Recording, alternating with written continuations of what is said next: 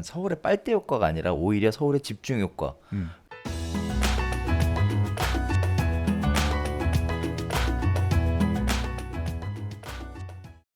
자, 두 번째 소식으로 갈게요.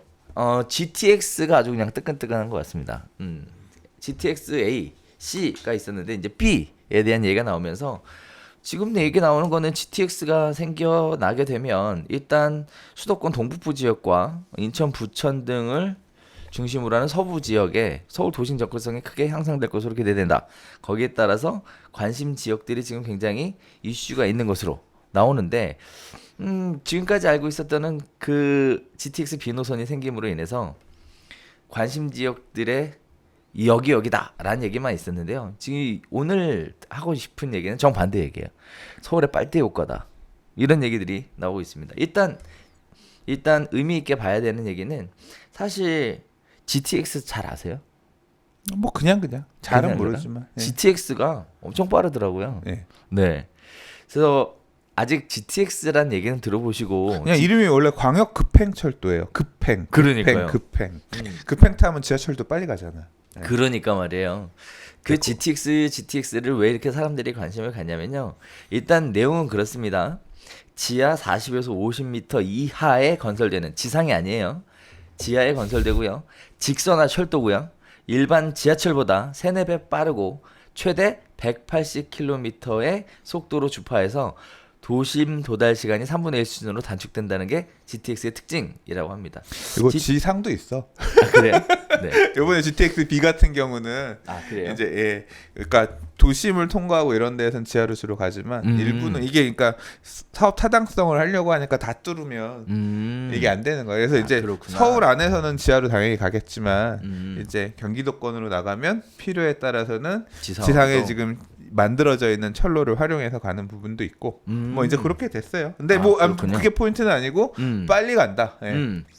자, 그래서 굉장히 빠른 속도로 간다고 합니다. 그래서 송도에서 서울역까지 82분 걸렸던 게 27분이면 간다라고 하고요. 여의도에서 청량리는 35분 20분, 송도에서 마석은 130분에서 50분으로 줄어들 전망이다. 어쨌든 결국은 GTX B 노선이 예타를 통과를 하게 되면서 이제 사업이 진행된다라는 것이 확정된 건데요. 2022년 말에 착공이 들어가서 2026년에서 2027년쯤이면 완공될 예정이다라고 하는데 사실 하고 싶은 얘기는 그거였어. 뭐 다 얘기 나오는 게 GTX 들어서면 좋다. 여기가 좋아질 거다. 혜택을 받을 거다. 뭐 수혜를 볼 거다가 아니라 GTX 단점은 뭘까요? 단점? 지금 여기서 얘기 나오는 게 단점 얘기거든.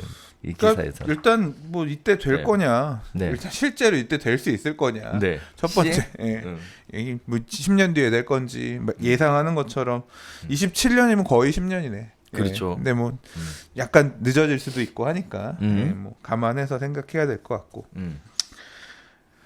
단점이요? GTX의 단점.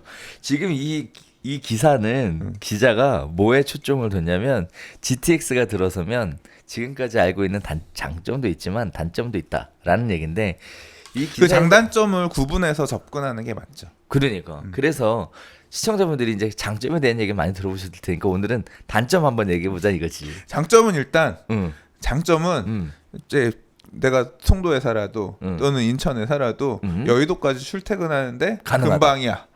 금방 갈 수 있어. 상대적으로 GTX 역 근처에만 있으면 금방 갈 수 있어. 상대적으로 빨리 다닐 수 있으니까 좋아. 뭐 그렇지. 그런 부분이 있죠. 그런데 요금이 7,000원이야. 뭐 일간 왔다 갔다 왕복. 그러면 하루에 대략 10,000원 잡고 그러면 교통비로만 지하철 요금으로만 20만 원 넘게 써야 된다.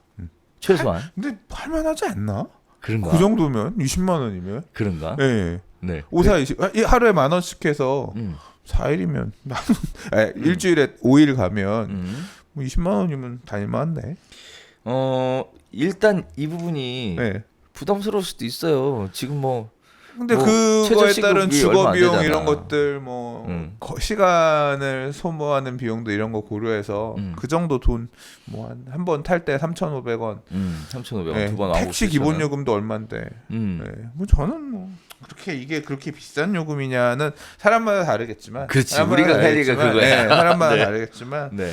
뭐 그렇게까지 부담스러운 요금인지는 모르겠습니다. 잘 모르겠어요. 네. 모르겠어. 어쨌든 어쨌든 하루 왕복 7,000원 이상의 요금이 지출이 돼야 한다라는 것은 서민들에게 GTX가 생김으로 인해서 왕복을 할 수 있다라는 빠르게 왕복할 수 있다는 장점은 있지만 반대로 교통비에 대한 부담은 가중될 것이다라는 단점이 있다라는 얘기예요. 자, 그다음에 또 하나는 KTX 타고 출퇴근하는 사람도 있어요. 매일 네. 용산에서 KTX 타고 세종시 출근하는 사람도 있어요. 좋네. 네. 근데 이거 하면 뭐 그런 거 나오지 않을까? 쿠폰? 뭐요? 무슨 한 달 쿠폰. 예. 뭐 이렇게 에이, 설마 정기권 쿠폰. 그런 거 설마. 있을 수도 있지. 그런 건 있어. 그런 게 있으면 영종도에 사시는 분들 예를 네, 들어 네. 그 다리를 이용해야 되는 사람들 근데 어쩔 수 없는 상황들 그 지역 주민들한테 어떤 뭐 혜택 같은 거 주잖아요.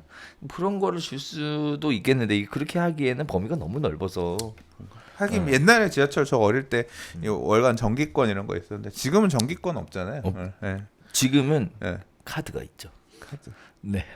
근데 그거는 정액권 이런 호불제. 개념 아니에요? 그러니까 그치 그게 아니라 옛날에 한 달에 얼마 이렇게 해서 그거 쓰면 한 달 동안 계속 쓰고 막 이럴 수 있는 저 중학교 때 그런 거 있었어요. 옛날 얘기입니다. 네, 그렇답니다. 기억이 안 납니다, 솔직히. 네. 자, 그다음에 또 하나는요. 오래 살았어. 자, 또 하나는요. 이렇게 되면 지방 도시는 발전을 못하는 거 아니냐?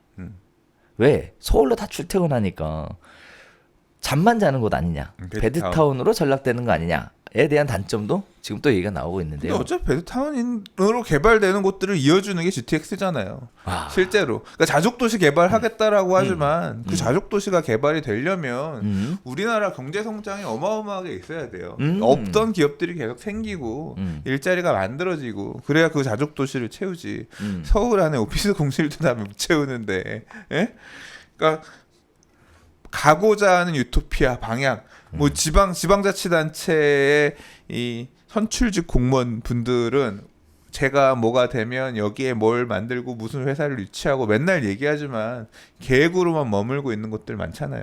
네. 산업단지 이런 것들도 비어있는 곳들 많고 결국 그렇게 신도시들은 이기 신도시도 그렇고 택지지구들도 그렇고 그런 기업 유치를 하기 위한 택지들을 만들어서 잘 채워서 자족할 수 있는 도시로 가겠다라고 하는 게 마치 유토피아고 추구하는 목적이지만 잘 안 되잖아요. 그러니까 결국 안 되니까 그 땅 놀릴 수 없으니까 용도 변경 해주고 그래서 오피스텔 지어가지고 팔고 그러면서 또 다시 배드타운화 되고 이제 그런 모습을 겪어왔잖아요. 그러니까 다시 결국은 그런 거 고민을 했다 보니까 결국은 서울이네. 이게 지금 그런 흐름이 지금 만들어진 거잖아요. 그러니까. 예. 근데 이제 그러면 서울로 출퇴근을 어쩔 수 없이 해야 되니까 좀 빨리 갈 수 있게끔 교통수단이라도 만들어주세요. 그런 목소리가 있었던 거 그게 GTX로 온 거죠. 그렇죠. 예, 닭이 먼저인지 달걀이 먼저인지 모르겠어. 거기가 자족도시가 잘 성공하면 될지 모르겠지만 기업이 안 가는 걸 어떻게 아무리 혜택을 주고 간다고 하더라도 갖다 되받고 하는데 예, 그거는 뭐 어쩔 수 없는 상황인 것 같고 대신 이제 그런 부분이 있는 것 같아요. 그러니까 이게 뭐 지금 기사에서는 빨대 효과라고 얘기를 했는데 이게 근데 빨대 효과라고 하는 거는 이런 교통수단이 발전하게 되면 어쩔 수 없이 발생하는 이 쫓아오는 모습입니다. 그러니까 주거 시설들 같은 경우는 아무래도 무조건 도움이 되겠죠. 근데 상업 시설들 같은 경우는 상업 시설이라든가 그 외에 이런 이용해야 되는 시설들 중에서는 빨대 효과가 확실하게 나타나요. 예를 들자면 대치동 학원가 이용하려고 애들이 SRT 타고 다니거나 실제 이제 그 움직여요. 대치동 학원가 동탄 애들이 타고서 SRT 타고 와서 대치동 학원 배우고 가고 또는 이제 의료시설 같은 경우도 KTX가 발달하고 부산에서 왕복하는 게 시간이 그렇게 많이 안 걸리고 하니까 부산에 있는 병원 만약에 부산에 큰 병원에 예전 같았으면 입원해야 되는 사람이 그냥 서울로 와서 이 진료를 보고 이제 이런 형태로 그러면서 부산에 있는 의료원은 잘 안 되고 서울에 있는 의료원은 부산에 있는 수요까지 끌어당기면서 더 커지고 이제 이런 시설들이 교통시설이 더 발전하면서부터 계속 커질 거라는 거죠. 사실 이 얘기는 GTX 얘기지만 GTX보다 더 빠른 교통수단이 나올 거거든요. 예, 이제 그런 교통수단들 나오기 시작하면 서울하고 부산을 30분이면 갈 수 있게끔 하는 그런 교통수단이 나온대요. 그럼 서울역에서 서울역 주변에 있는 만약에 무슨 이런 게 병원이 있다고 치면 없지만 있다고 치면 부산에서 서울역 30분 만에 와가지고 이용할 수 있는 거 예를 들자면 그렇죠. 그걸 그 비용이 더 비싸게 하겠지만 그 시간을 단축할 수 있는 지불할 수 있는 사람들 그거에 따라서 결정될 거 아니에요. 그렇게 되면 강남에 가는 시간보다 어떻게 보면 서울역에서 강남 가는 시간보다 서울역에서 부산 가는 시간이 더 빨라져요. 이제 이런 게 바뀌게 되면 그러니까 제가 생각하는 그림은 그런 거죠.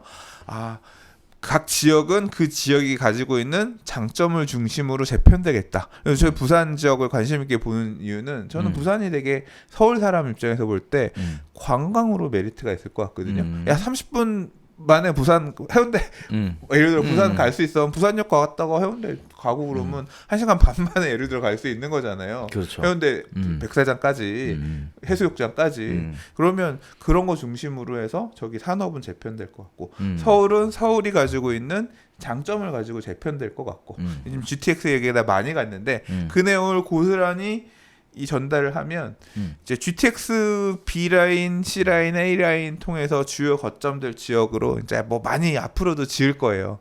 상가라든가 상가라든가 그러면 우리 무슨 역세권 주변에 만들어진 이 몰은 엄청나게 좋을 겁니다. 막 해서 소개하고 여기가 지역 거점이 되고 하겠지만 생각보다 이 빨대 효과에 따라서 이 빨대를 타고 넘어와서 이 물이 머금어지는 지역들은 이 얘기하는 이 말 그대로 연결되는 그런 지역들에서 맺어지는 게 아니라 오히려 서울의 주요 상업 지역들 쪽에 물리는 그런 지역들이 더 커지고 오히려 그쪽 빨대에는 먹을 게 없을 수도 그러니까 상대적으로 적을 수도 있는 거죠. 그러니까 그런 부분들을 좀 조심해야 될 것 같아요. 맞아요. 그래서 저는 사실 이런 생각을 해요. 제가 가장 이 기사에 있어서 반대하고 싶은 얘기는 뭐냐면 서울의 빨대 효과가 아니라 오히려 서울의 집중 효과를 만들어낼 수 있는 여지도 있다. 전 그게 가장 큰 단점이라고 보는 거거든요. 실제 뭐 여기서 가장 큰 장점이라고 하면 따지고 보면 높은 주거 비용을 감당하기 어려운 사람들에게 선택지가 늘었다. 다만 그렇게 낮은 주거 비용으로 서울까지 그렇게 왔다 갔다 하는 삶을 살다 보면 어찌됐든 피곤함을 느낄 것이고 그들은 결국 다시 서울에 오고 싶은 어떤 그런 생각들이 만들어지게 될 거다. 그건 전 개인적으로 그런 생각이 좀 들어요. 그건 몰라.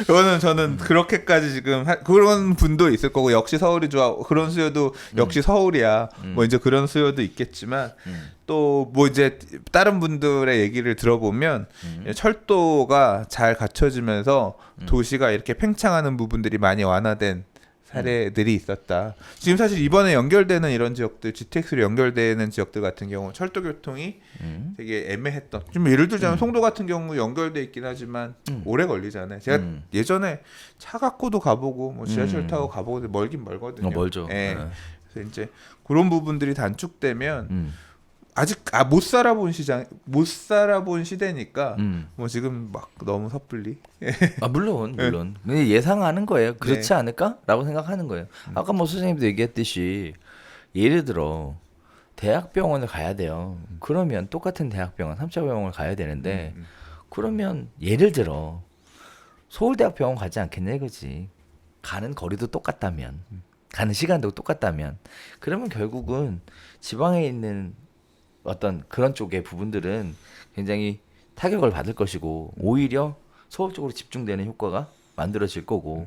그러니까 GTX 따라서도 그런 게 생기겠죠. 그러니까. 이미 있어. 그래요? 지금 이미 생기고 있어. 그거는. 자, 그래서 GTX라는 부분 자체를 그냥 뭐 어떤 개발 호재다, 뭐 여기가 좋다, 여기가 뜰 거다, 가격이 올라갈 거다라는 관점에서 보시는 것도 좋아요. 좋은데 한편으로는 GTX라는 것이 만들어지면서 지방이 발전하는 부분들이 어떻게 보면 약간 좀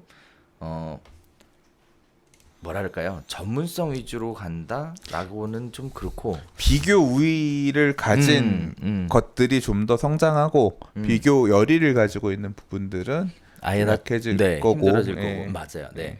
그래서 좋은 표현이네요. 네, 그래서 그렇게 될 것 같다라는 말씀을 드리면서 양극화가 심해지는 거네. 2026년까지 기다려봐야지. 그러니까 저는 그런 거를 얘기하고 싶어요. 상가투자 아마 또 여기 GTX가 생기면 유동인구가 얼마나 많아지고 그러면서 이 역에 있는 상가는 뭐 얼마나 될 거고 하면서 상가 엄청나게 지어놓고 막 팔 거거든요. 근데 그 상가 지어놓고 파는 게 그렇게 생각보다 다 채우기 힘들 수도 있다. 그렇죠. 예. 이렇게 혹시라도 이렇게 과도하게 많이 짓는 상가 이런 거면 조금 하면서 막 이렇게 조급하게 살 필요는 없을 것 같아요. 그리고 또 이런 것도 있어요.